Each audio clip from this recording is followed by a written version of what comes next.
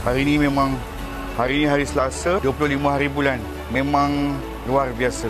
Yang booking order, yang delivery memang banyak sangat, geng. Sekarang jam pukul 8, kita baru sempat rehat lah. Baru sempat berbuka ramai. Lepas berbuka, baru lepas makan. Korang memang tak relax, geng. Ini yang pick up, yang delivery semua. Klinik Pembandaran Puchong, Sungai Buloh, PMB Investment, Menara MB, PB, Pejabat Pentadbiran, Wisma Ria, Jabatan Kimia. Kita ada Menara MBSB lagi, Shah Alam Integra Tower, MyBank Wisma, SMAK Sekri Tasik, Wangsa 9, Residency, Balik Poli Brickfield, Section 24 Shah Alam, Jasa Mentari, Dik Ipa, Dik Ipa, Tes Inai Merah, PR Sri Cepaka, Hermosa Wear, Bandar Sunway. Ini yang pick up. Abang Amir, Kencana, Wisma TNB, Subang Jaya, Menara CIMB Bank KL Central. Semua nak awal tadi pukul 2. Jalan Marudi, PPR Taman Mulia, Tasik High, Music Bliss, Hong Leong Bank, Razak City Residency, Depo Monorail, Syahila, Tower B, Menara Pantai, Permata Sapura, Pusat Asisi Sains, Menara MyBank Tong Perak, Audi Office, ETA TH, Muhammad Ahmad Nazri. Ini semua collect. Kalau yang collect, boleh lebih daripada 5, dah boleh wasabi. Kita tengok order pula ya. Ini semuanya 10 order. Ni berapa ni? Dalam 20 ordernya.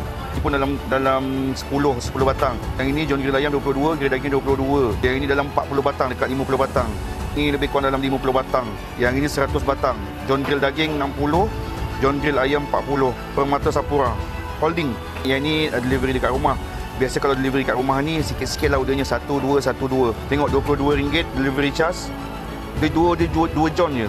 Tapi RM22. Customer sanggup bayar. Tengok yang ini 13, RM16. Ini semuanya untuk rider. Yang ini semua pick up. Yang ini pick up dalam 20. Yang ini dalam 20 lebih. Yang ini semuanya pick up juga. Pick up. Kurang 23, 21 John daging. Yang ini 10 ayam, 10 daging lebih kurang lah. 7 dengan 8. Yang ini 5 dengan 5. Kurang dalam 10 batang. Ini dalam 10 batang juga. Ini lebih kurang dalam 20 batang. Yang ini John Tona 9. Pejabat Pentadbiran Zon 5. MT 7. Ini lebih kurang dalam semua pukul 2, geng. Ini semuanya order yang pukul 2 tadi. Pukul 2 tadi order memang yang kita kena siapkan lah. Pukul 2 tadi memang banyak sangat. Hari ni memang mungkin orang tahu kan, hari Jumaat ni kita last, so dia orang collect order lah, maknanya office. Ini semuanya yang office.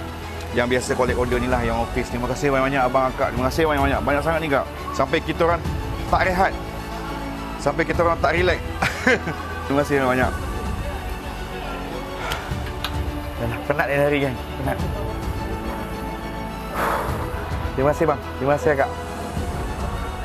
Syukur alhamdulillah. Amin.